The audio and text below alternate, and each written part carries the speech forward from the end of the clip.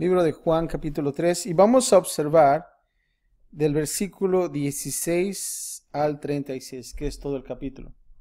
Y es un tema interesante, y creo que el versículo que comienza, la mayoría de nosotros lo conocemos, y, y vamos a tratar de desglosar este versículo y entenderlo, qué quiere decir, ¿verdad? Porque lo hemos escuchado. Pero hay tantas cosas, tanta información que nosotros podemos observar en este versículo. Entonces, si ustedes gustan, estamos ahí, ¿verdad? Entonces, vamos a leer el versículo 16 y el título de este capítulo, como lo vemos en la pantalla, es una continuación de lo que es el nuevo nacimiento. ¿Se acuerdan de Nicodemo? Que hablamos acerca de él, pero ahora vamos a tratar de lo que es el nuevo nacimiento. Y la parte 1 la observamos del versículo 1 al 21, que es el nuevo nacimiento. Y vamos a comenzar con el versículo 16, que está subtitulado El regalo de la salvación de Dios. ¿Cuántos nos gustan los regalos? Capítulo 3, versículo 16.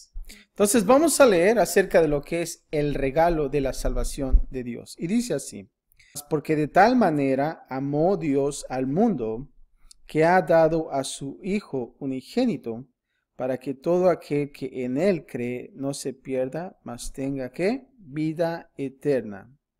Mas tenga vida eterna. ¿Cuántos de nosotros escuchamos este versículo antes? ¿Todos? Sí, ¿verdad?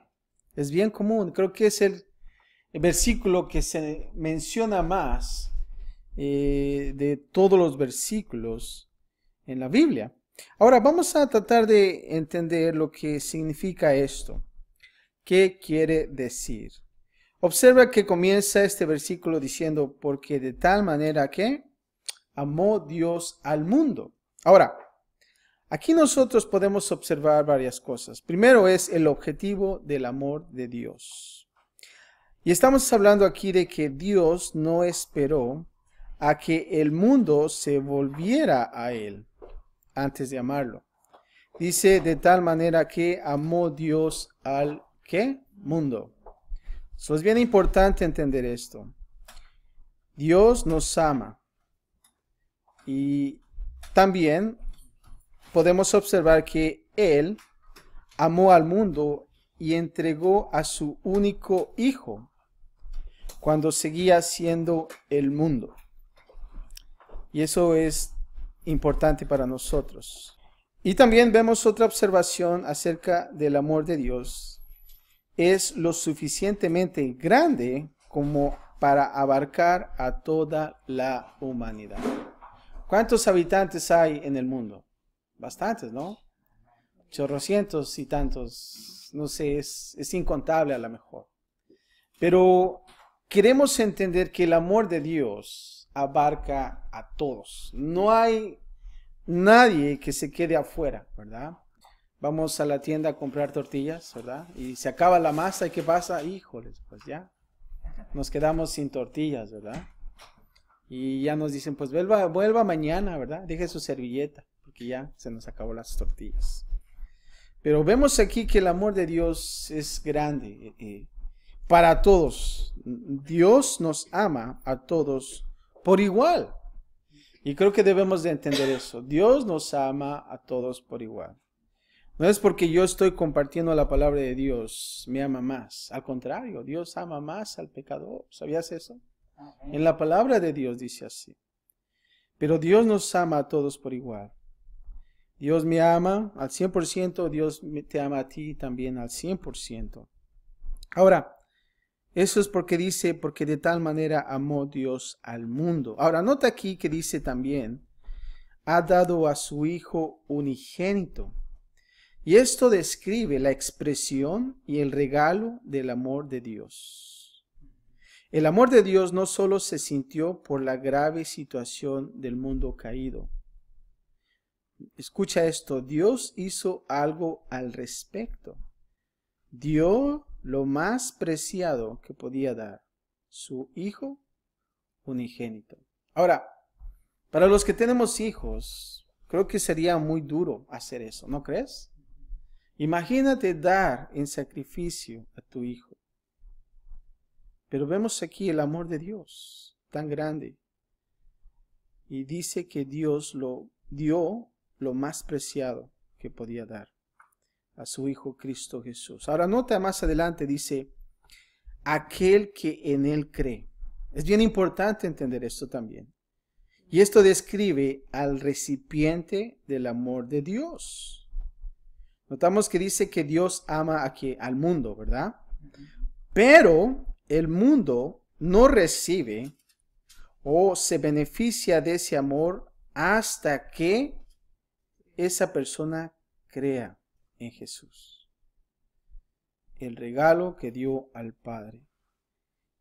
En él cree, eso es lo que dice, significa mucho más que conciencia intelectual o estar de acuerdo. Significa, ¿saben qué? Confiar en Dios, depender de Dios y también aferrarse a Dios.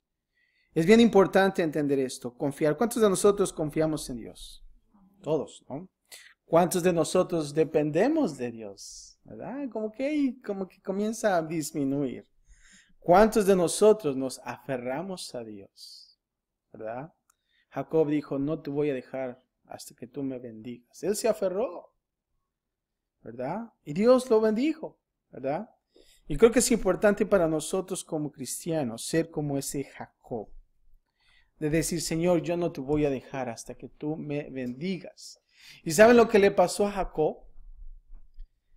Se dice que fue herido en el muslo, ¿verdad? Y se convirtió en una persona incapacitada. Ahora me pregunto, ¿por qué Dios hizo eso con su vida? Creo que lo hizo para que él entendiera que nosotros dependemos de Dios, ¿verdad? Eso fue su objetivo. Ahora nota aquí que dice más adelante vida eterna. Pero antes de eso dice no se pierda. Que no se pierda. Y esto describe la intención del amor de Dios. El amor de Dios realmente salva al hombre. ¿De qué? De la destrucción eterna. Dios ve a la humanidad caída, no quiere que se pierda. Así que en su amor extiende el regalo de ¿qué? De la salvación en Cristo Jesús. No sé si ustedes cuando fueron niños jugaron bote aventado. ¿Verdad? Que aventabas ese bote y que todos iban a esconder. Que tú tenías que ir a agarrar el bote y ponerlo en un lugar y buscar a todas las personas, ¿verdad? Y empezabas a encontrar a todas las personas, pero aún así realmente tenían la astucia de no dejarse encontrar, ¿verdad? Porque eran muy hábiles en eso. Pero esa persona que no se dejaba encontrar podía y tenía la habilidad de ir a ese lugar donde estaba el bote y agarrar el bote y decir salvación para todos mis amigos. Y en este caso, bueno, pues salvaba a todos, ¿no? Y todos bien contentos, ¿no? Que una vez más perdía a la persona que estaba buscando. Pero vemos aquí a Jesús diciendo salvación para ¿quiénes? Para todos. Ahora, nota aquí que también dice acerca de que de la vida eterna. Y esto describe que la duración del amor de Dios. El amor de Dios que es eterno, ¿verdad? Ese es un amor eterno, no como esa canción que dice amor eterno inolvidable, ¿verdad? Y tantas cosas más. Pero realmente el amor eterno es el amor de Dios. El amor o regalos que recibimos de las personas pueden desaparecer, pero el amor de Dios nunca cambia. Así aunque nosotros fallemos, erremos, ¿sabes qué? El amor de Dios está siempre ahí.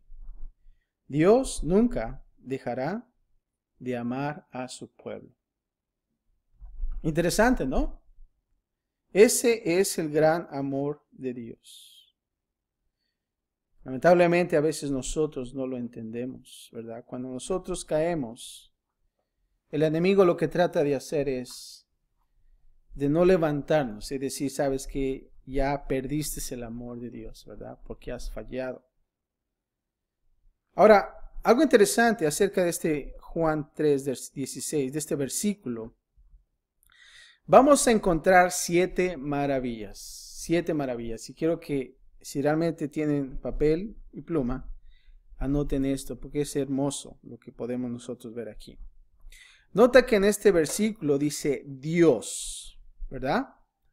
Y esa es la autoridad omnipotente. La autoridad omnipotente. Y esa es la primera maravilla.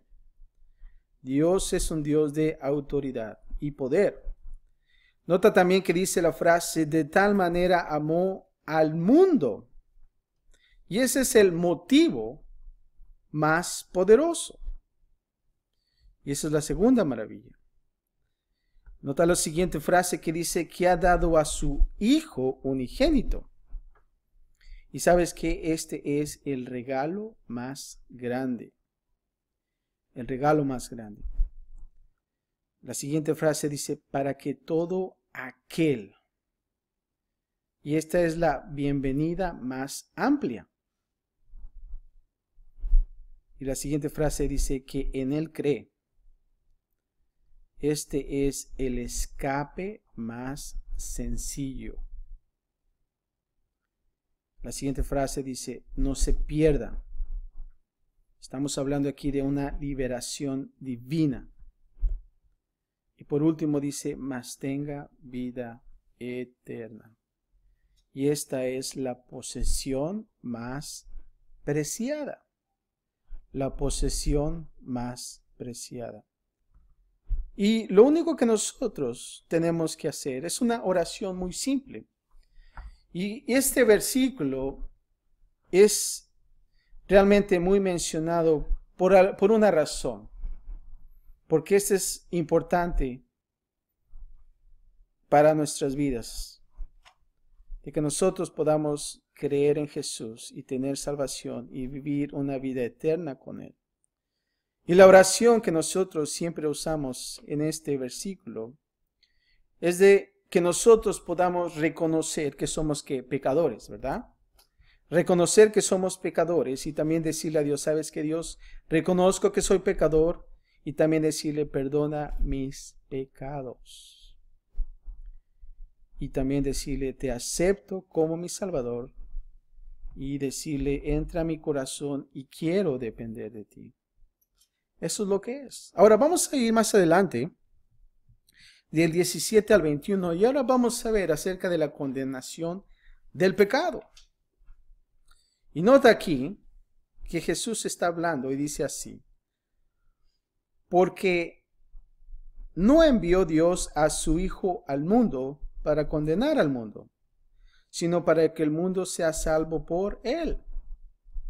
Observa el versículo 18, dice, el que en él cree, no es condenado, pero el que no cree ya ha sido condenado, porque no ha creído en el nombre del unigénito Hijo de Dios. Versículo 19 dice así, y esta es la condenación, que la luz vino al mundo, y los hombres amaron más las tinieblas que la luz, porque sus obras eran, ¿qué? Malas. Versículo 20 dice, porque todo aquel que hace lo malo aborrece la luz, y no viene a la luz, para que sus obras no sean reprendidas. Mas el que practica la verdad viene a la luz, para que sea manifiesto que sus obras son hechas en Dios. Ahora nota aquí, en el versículo 19, a mitad que dice, y esta es la condenación. Y aquí observamos que Jesús vino, ¿para qué? Para traer salvación, ¿verdad? Pero los que rechazan la salvación, observa que dice, se condenan a sí mismos. Se condenan a sí mismos. Más adelante, en el mismo versículo, en el último frase, dice, los hombres amaron ¿qué? Más las tinieblas que la luz.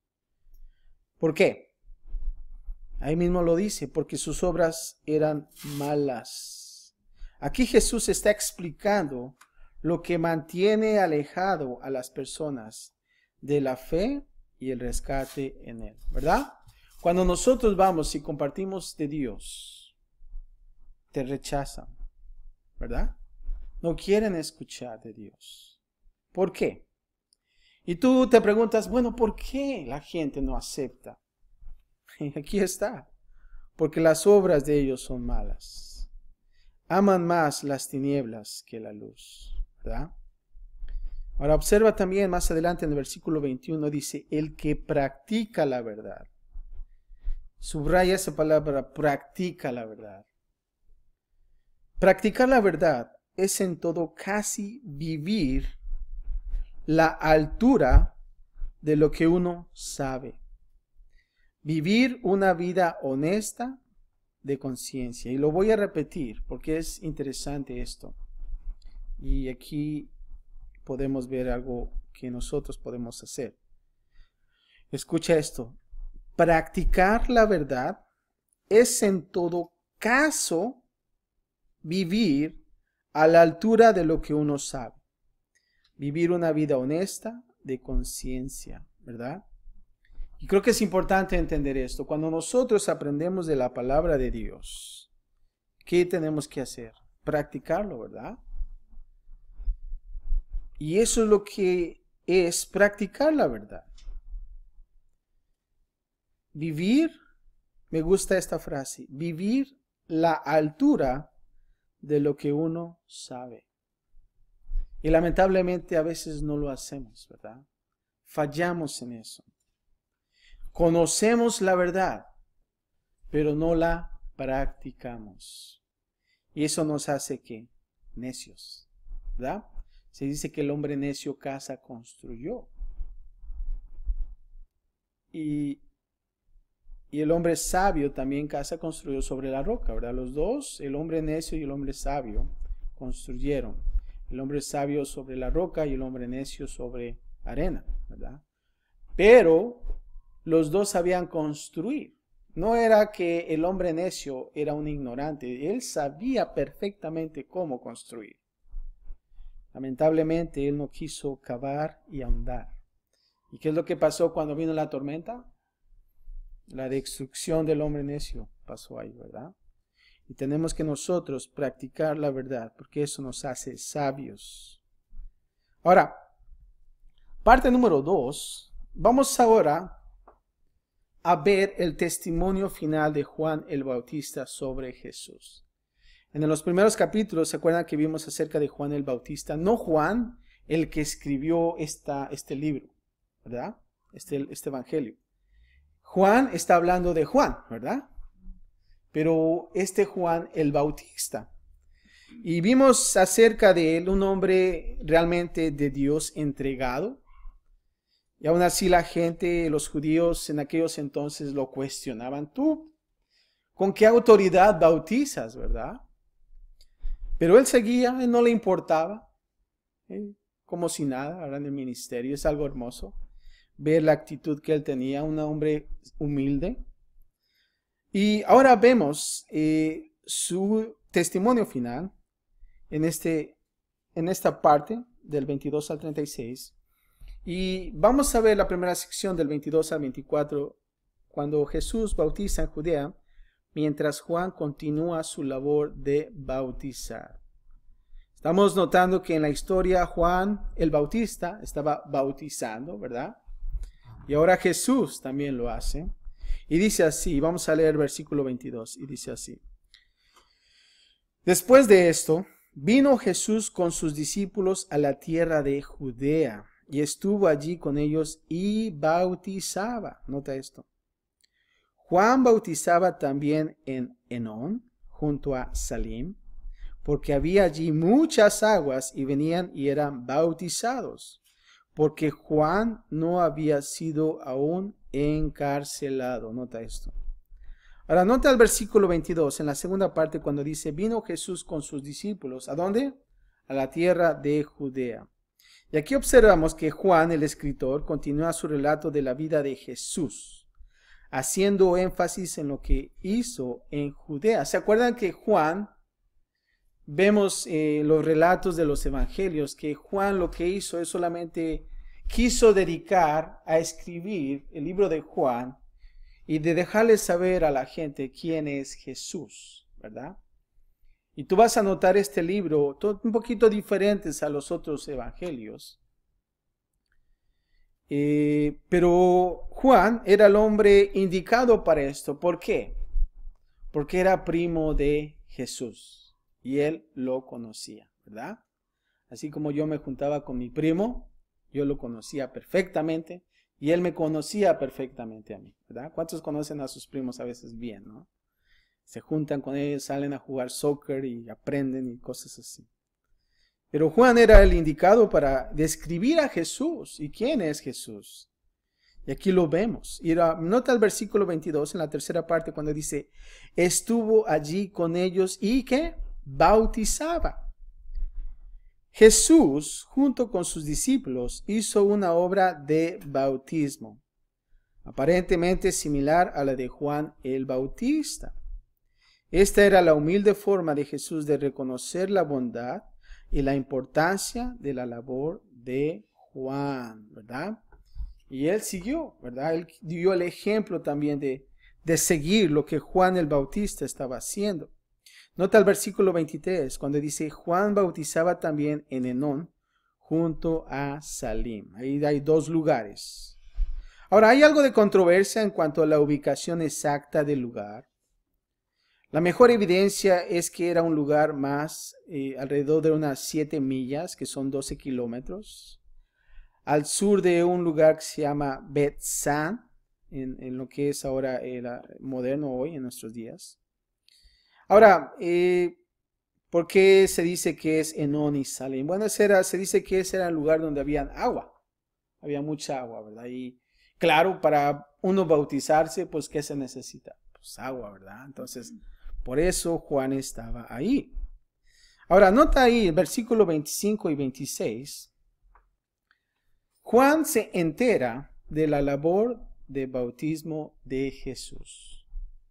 Y dice así, entonces hubo discusión entre los discípulos de Juan y los judíos acerca de la purificación. Y vinieron a Juan y le dijeron, Rabí, mira, que el que estaba contigo al otro lado del Jordán, de quien tú diste testimonio, bautiza y todos vienen a él. Ahora, nota aquí que hay una discusión, como en todo, ¿verdad? Siempre, como se dice, cuando el pastel está ahí, viene la mosca, ¿verdad? ¡Pum! A tratar de acechar sobre el pastel. Pero vemos aquí en el versículo 26, en la segunda parte, que dice, bautiza y todos vienen ¿a qué? A él. Ahora, no sabemos los detalles de la discusión acerca sobre la purificación. Solamente dice, tenía discusión sobre la purificación. Pero no hay detalles acerca de esto. Pero en esa discusión nota que los discípulos se enteraron de que Jesús estaba también bautizando y atrayendo a grandes multitudes, ¿verdad? A veces se siente como que los celos, ¿verdad? ¡Ay, joder! Ya se abrió otro lugar para bautizar. Un tal Morris dice así, todos los hombres, nota aquí que dice ese versículo, todos los hombres, ¿verdad? Y es una exageración indignada. Muy natural en esas circunstancias. Cuando alguien se queja, siempre dicen todos, ¿verdad? ¿Quién dijo eso? No, todos dicen eso, ¿verdad? Y cuando le dices, a ver, dame nombres, y comienzan a dudar, ¿verdad? ¿Por qué? Porque es exagerado, ¿verdad? Y a veces le dice, te dije 20,000 veces que no se hace exagerado, ¿verdad? Pero vemos ahí que dice todos los hombres. Y aquí estas personas hablando con Juan el Bautista. Ahora, 26 también dice, todos vienen a él. Dice, los discípulos de Juan parecen alarmados, pero a Juan no le molestó en absoluto. Y también observamos que Juan no permitiría que la envidia o que las multitudes caprichosas lo hicieran olvidar su misión. Entendemos que Juan Bautista era un hombre que realmente estaba bien enfocado. Y cuando veía siempre a Jesús decía, he aquí el Cordero de Dios que quita el pecado del mundo. Y estaba contento por eso. Porque él sabía que el Redentor ya estaba en la tierra. Y esa era su misión de bautizar.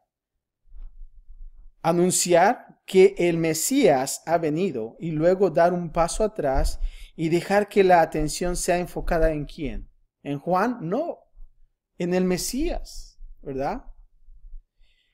Juan no dijo, híjoles, pues sabes que tenemos que hacer algo al respecto, ¿verdad? Porque no, tenemos que ir a bautizar en ese mismo lugar, ¿verdad? No. Él dijo y siempre mantuvo su misión, anunciar al Mesías que había venido. Entonces él no se preocupó de eso. Ahora nota más adelante cómo es que él contesta la respuesta de Juan a sus preocupados discípulos, ¿verdad? Dice respondiendo Juan y dijo, no puede el hombre recibir nada si no le fuere dado del cielo. Vosotros mismos me sois testigos de que dije, yo no soy el Cristo, sino que soy enviado delante de él. El que tiene la esposa es el esposo, mas el amigo del esposo, que está a su lado y le oye, se goza grandemente de la voz del esposo. Así pues, este mi gozo está cumplido. Es necesario que él crezca, pero que yo mengüe. Me gusta este versículo. Creo que para nosotros como ministros, como pastores, es necesario que Jesús crezca y que nosotros, ¿qué? Menguemos, ¿verdad? Porque a veces está al revés. Hay milagros y tantas cosas. Ves que usted sabe, tengo la unción, hermano, ¿verdad? Y se ponen el saco, ¿verdad? Y entonces todos se dirigen a quién? Al ministro, ¿verdad? Y cuando falla el ministro, híjoles, caen muchas personas. Pero dice aquí Juan, es necesario que él crezca, pero que yo mengüe. Ahora, aquí Juan en el versículo 27, cuando dice, no puede el hombre recibir nada si no le fuere dado del cielo. Aquí observamos que Juan le respondió primero a sus discípulos que todo lo que tenía, incluyendo los que respondieron a su ministerio, escucha esto, era un regalo de Dios. Si ellos son un regalo de Dios, entonces debían ser recibidos agradecidamente. También nota el 28 en la segunda parte cuando dice, yo no soy el Cristo, sino que soy ¿qué? Enviado delante de él. Aquí la palabra Cristo significa Mesías, esa Messiah, ¿verdad? Eso es lo que significa. Cuando tú dices Cristo Jesús, estás diciendo Jesús el Mesías, ¿verdad? Ese es el título. Ahora,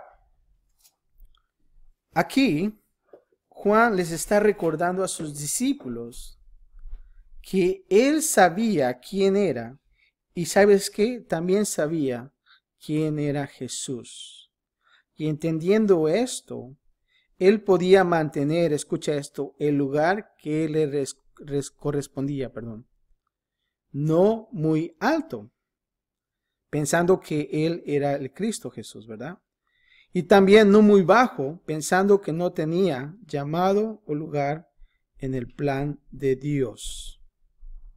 Ahora notan el versículo 29 también que dice, y da un ejemplo, cuando dice acerca de el amigo del esposo, ¿verdad? Y creo que es un buen ejemplo que está aquí.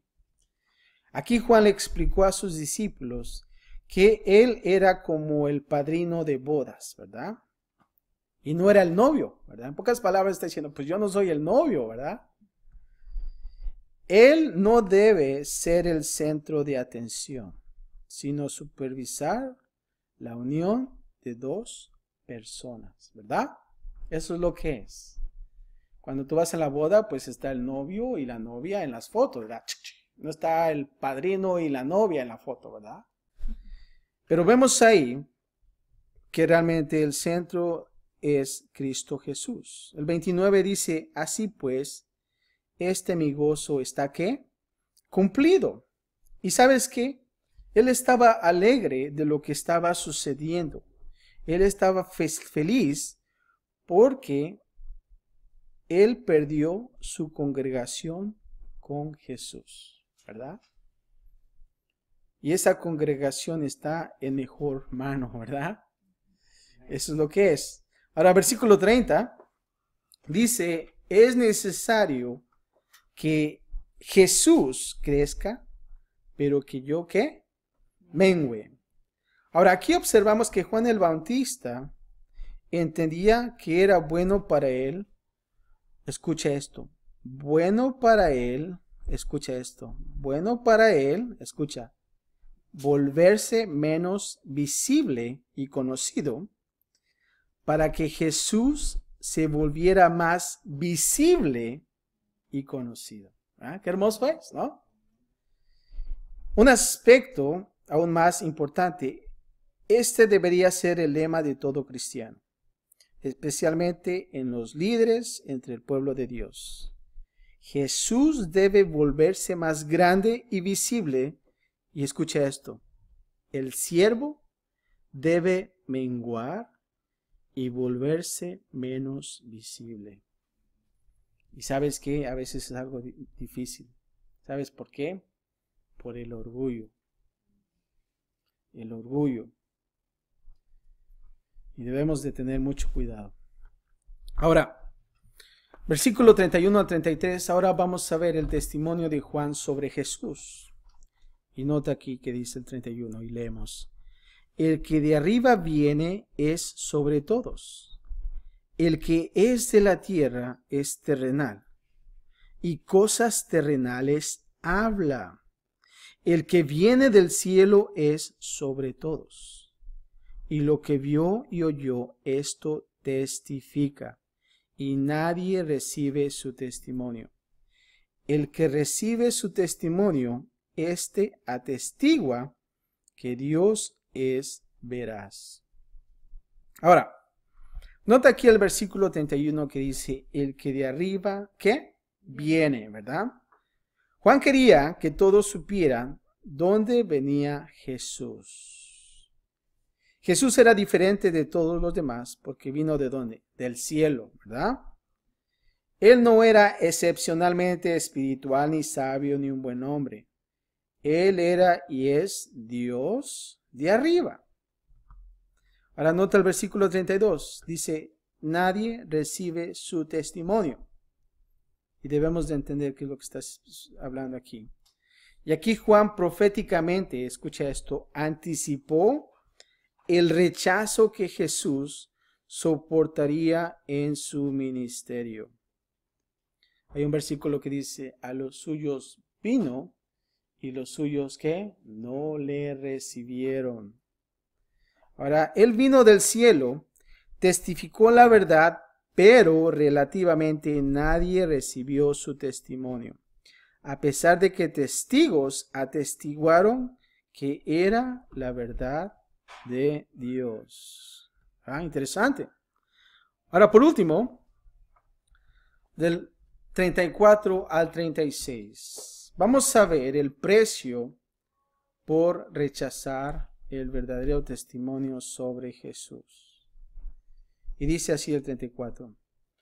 Porque el que Dios envió, las palabras de Dios habla. Pues Dios no da el Espíritu por medida. El Padre ama al Hijo y todas las cosas ha entregado en su mano. El que cree en el Hijo, ¿tiene qué? Vida eterna. Pero el que rehúsa creer en el Hijo, no verá ¿qué? La vida, sino que la ira de Dios está sobre ¿quién? Sobre él. Ay, ay, ay, ¿va? Ahora, versículo 34 dice así, porque el que Dios envió, las palabras de Dios hablan. Y aquí observamos que Jesús es una revelación confiable única porque tiene al Espíritu Santo, como dice aquí, sin medida, en contraste con los profetas anteriores. Y estamos hablando del Antiguo Testamento, ¿verdad? De esos profetas que tenían medidas, pero vemos aquí que Jesús no había medida. Versículo 34 en la segunda parte donde dice, pues Dios nos da el Espíritu por medida. Y aquí Juan hablaba de Jesús, que tenía el Espíritu Santo sin medida, y proféticamente del nuevo pacto, que contaba con una verdadera efusión del Espíritu Santo. ¿Qué quiere decir esto, efusión? Que realmente el Espíritu se derramaba en él, ¿verdad? Es lo que significa efusión. Para los que se unieron al Mesías a través del nuevo pacto, hay tanto Espíritu como se necesite, dado sin medida. Ahora nota el versículo 35, casi en la tercera parte, donde dice, el que rehúsa creer en el Hijo, ¿qué? No verá la vida, sino que la ira de Dios está sobre él. Y aquí observamos que Juan explicó cómo Jesús es el hombre del cielo. Hay un alto precio a pagar por rechazarlo. Si nosotros rechazamos al Hijo, entonces nosotros vamos a recibir ¿qué? La ira. Y no queremos eso. La ira de Dios. La palabra no significa, y estoy hablando de la ira, una ráfaga repentina de pasión o una explosión de mal genio. Más bien es el reiterado desagrado de Dios contra el pecado. Lo voy a repetir una vez más. Es el reiterado desagrado de Dios contra el pecado. Es la alergia divina al mal moral. La reacción de la justicia ante la injusticia. Ahora, no es de que Dios envía ira sobre él. Estamos hablando del que lo rechaza. Es que él, el que rechaza, se trae la ira sobre sí mismo. Y por último, queremos nosotros observar tres necesidades prominentes aquí en este capítulo de Juan. Y me gustaría que, si tienes una pluma, subrayaras estas frases importantes para nosotros. Tres necesidades prominentes en Juan 3. ¿Y qué quiero decir con eso de prominentes? Que realmente sobresalen de este capítulo. Y te las voy a decir. Y vamos a ir sobre todo el capítulo solamente con estas tres frases. Me gustaría que vayas a Juan 3:7. En el mismo capítulo, observa el número o el versículo 7. ¿Estamos ahí? Y la primera necesidad es la necesidad del pecador. Nota que dice, os es necesario que nacer de nuevo. Y subraya eso. Es necesario nacer de nuevo. Esa es la número 1. La número 2 dice, y vamos a ir al versículo 14. Y esta es la segunda necesidad. La necesidad del Salvador. Cuando dice, es necesario que el Hijo del Hombre sea ¿qué? Levantado, ¿verdad?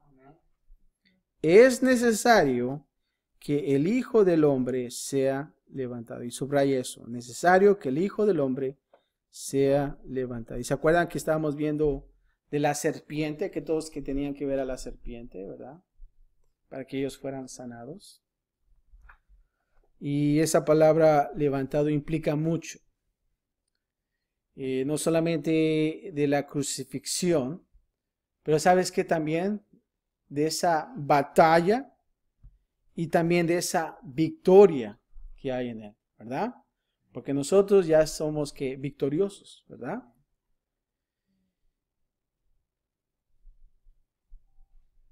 La siguiente la vamos a ver y vamos a encontrar dos, y es el versículo 30.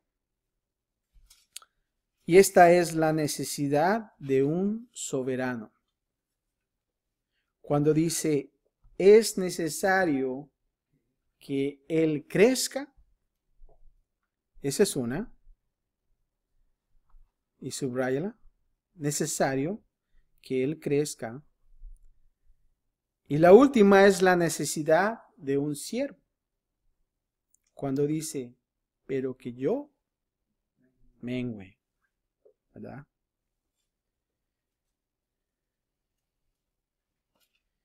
Lo voy a repetir rápidamente. La necesidad del pecador, nacer de nuevo.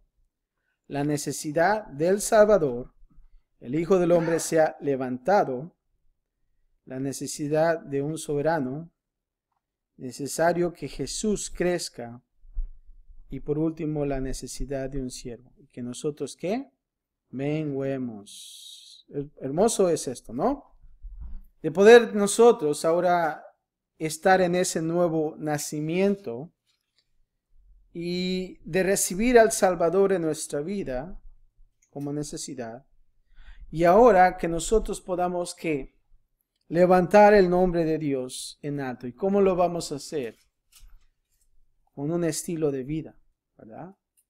Que cuando nosotros salgamos de este lugar, podamos nosotros proclamar a Cristo Jesús. Y no a nosotros, ¿verdad? Y eso es lo que nosotros vamos a hacer. Siervos que nosotros podamos levantar su nombre en Él. Amén. Padre, te damos gracias, Señor, por tu palabra. Es tan hermoso poder contemplar este capítulo 3, Señor. El nuevo nacimiento, Padre. Y ahora, Padre, queremos nosotros, de la misma manera, Padre, levantar tu nombre, Señor, a través de nuestro testimonio, Señor. Nuestra actitud, Padre. Y Padre, si hemos fallado, sabemos, Padre, que tú nos amas mucho. Y Padre, que nosotros podemos venir ante ti, Señor. Pedirte perdón por las fallas, Señor. Y lo hermoso que nosotros podemos ver es el amor que tú tienes para nosotros. Para todo el mundo, Señor. Pero también entendemos, Padre, que es necesario que la persona crea. Y Padre, nosotros confiamos, dependemos, Padre, queremos aferrarnos a ti. Padre, si realmente hemos fallado, Padre, ayúdanos a ser fuertes. Padre, al salir de este lugar hemos aprendido, Señor. Pero ahora también queremos nosotros vivir a esa altura, Señor, de lo que nosotros sabemos. Padre, ayúdanos a nosotros, en nuestras familias, en el trabajo, donde quiera que estemos, Señor. Nosotros queremos ser hombres y mujeres de ti.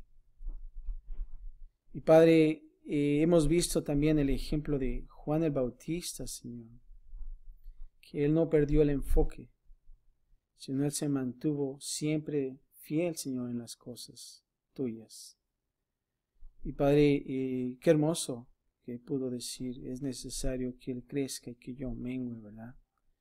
Padre, queremos hacerlo nosotros también, Señor. Y Padre, sabemos que a veces el orgullo en nosotros está ahí fuerte. Pero Padre, queremos confiar en ti y queremos nosotros depender de ti, Señor. Gracias por este grupo que está aquí, Señor. Gracias también por tu amor, Señor. Y gracias también por mandar a tu Hijo unigénito para que nosotros podamos tener vida eterna, Señor. Y Padre, contentos salimos de este lugar. Y Padre, que nosotros también podamos comunicarlo a otros que no te conocen, Señor. Gracias, Padre, por todo en Cristo Jesús. Y todos decimos, amén.